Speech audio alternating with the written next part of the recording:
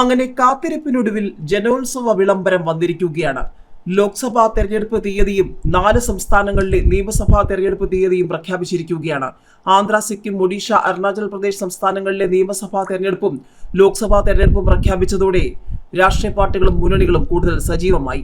ഏതായാലും തെരഞ്ഞെടുപ്പ് കമ്മീഷൻ പൂർണ്ണ സജ്ജമാണ്. തെരഞ്ഞെടുപ്പിന് 96 കോടിയിലധികം വോട്ടർമാർ, 10 ലക്ഷത്തിലധികം പോളിംഗ് ബൂത്തുകൾ, 49 കോടി പുരുഷ വോട്ടർമാർ, 47 കോടി സ്ത്രീ വോട്ടർമാർ, 2 കോടിയോളം വരുന്ന കന്നി വോട്ടർമാർ, 19 കോടി യുവ വോട്ടർമാർ, 48,000 ട്രാൻസ്ജെൻഡർ വോട്ടർമാർ രാജ്യം തെരഞ്ഞെടുപ്പ് കളത്തിലേക്ക് ഇറങ്ങിക്കഴിഞ്ഞു.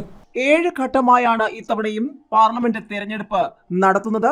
കേരളത്തിൽ വോട്ടെടുപ്പ് ഏപ്രിൽ 26-ന്, വോട്ടെണ്ണൽ ജൂൺ 4-നാണ്. ഏതായാലും ഇനി ലോക്സഭാ തെരഞ്ഞെടുപ്പ് അംഗത്തിന്റെ ചൂടേറിയ ദിനങ്ങൾ. അങ്ങനെ ഒടുവിൽ ലോക്സഭാ തെരഞ്ഞെടുപ്പ് തീയതികൾ പ്രഖ്യാപിച്ചിരിക്കുകയാണ്. രാഷ്ട്രീയ പാർട്ടികളുടെയും മുന്നണികളുടെയും വോട്ടർമാരുടെയും നീണ്ടനാളത്തെ കാത്തിരിപ്പിന് വിരാമമായിരിക്കുന്നു.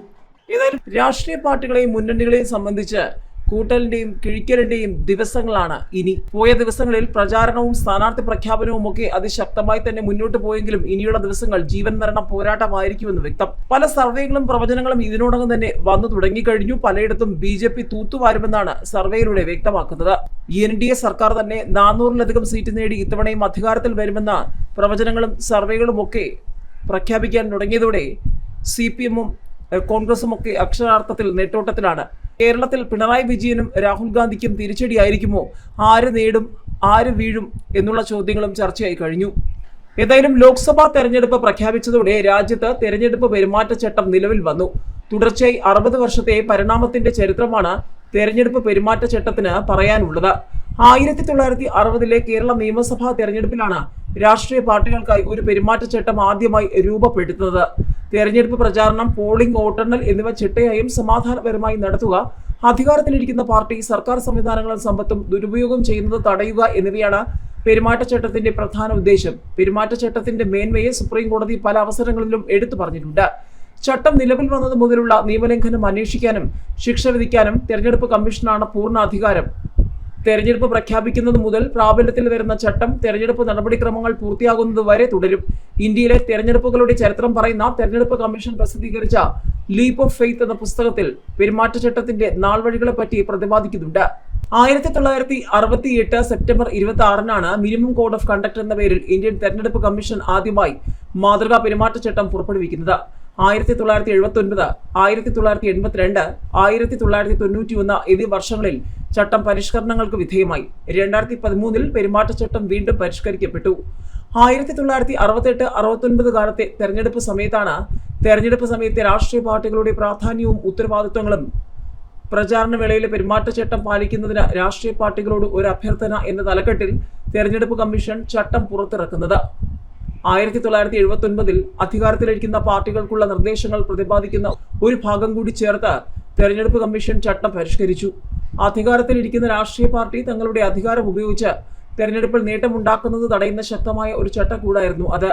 ഈ സമയത്ത് മന്ത്രിമാർക്കും മറ്റ് അധികാരികൾക്കും ഒരു തരത്തിലുള്ള സാമ്പത്തിക ഗ്രാന്റുകളും പ്രഖ്യാപിക്കാൻ കഴിയില്ല. കൂടാതെ പ്രചാരണ ആവശ്യങ്ങൾക്കായി മന്ത്രിമാർക്ക് ഔദ്യോഗിക സംവിധാനങ്ങൾ ഉപയോഗിക്കാനും ചട്ടം അനുവദിക്കില്ല.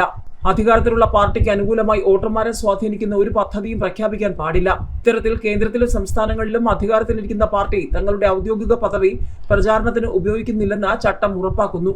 തെരഞ്ഞെടുപ്പ് പെരുമാറ്റച്ചട്ടത്തിന് നിയമപരമായ പിന്തുണ നൽകണമെന്ന് 2013-ൽ ഒരു പാർലമെന്ററി പാനൽ ശുപാർശ ചെയ്തു. തെരഞ്ഞെടുപ്പ് വിജ്ഞാപനം വന്ന തീയതി മുതൽ ചട്ടം നടപ്പിലാക്കണമെന്നും പാനൽ നിർദ്ദേശിച്ചു. സ്ഥാനാർത്ഥികളുടെ തെരഞ്ഞെടുപ്പ് ചെലവ് പരിധിയിൽ പരിഷ്കരണം, തെരഞ്ഞെടുപ്പ് സംബന്ധിച്ച തർക്കങ്ങൾ 12 മാസത്തിനുള്ളിൽ തീർപ്പാക്കാൻ ഫാസ്റ്റ് ട്രാക്ക് കോടതികൾ, സ്വതന്ത്ര MPമാർക്ക് തെരഞ്ഞെടുപ്പ് കഴിഞ്ഞ് 6 മാസത്തിനുള്ളിൽ ഏതെങ്കിലും രാഷ്ട്രീയ പാർട്ടിയിൽ ചേരാനുള്ള അനുമതി എന്നീ ശുപാർശകളും സമിതി മുന്നോട്ട് വെച്ചു. മുഖ്യ തെരഞ്ഞെടുപ്പ് കമ്മീഷണറായിരുന്ന SY ഖുറൈഷി തന്റെ അധികാരകാലത്ത് പെരുമാറ്റച്ചട്ടം നിയമവിധേയമാക്കണമെന്ന് ശക്തമായി വാദിക്കുകയും അത് ലംഘിക്കുന്ന രാഷ്ട്രീയക്കാർക്കെതിരെ കർശന നിയമ നടപടികൾ നിർദ്ദേശിക്കുകയും ചെയ്തിരുന്നു.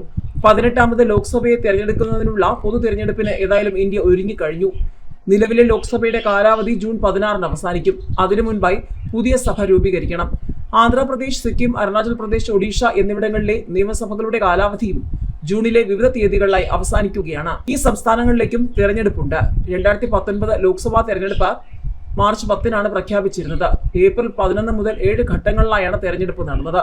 മെയ് 23-ന് വോട്ടെണ്ണൽ നടന്നു.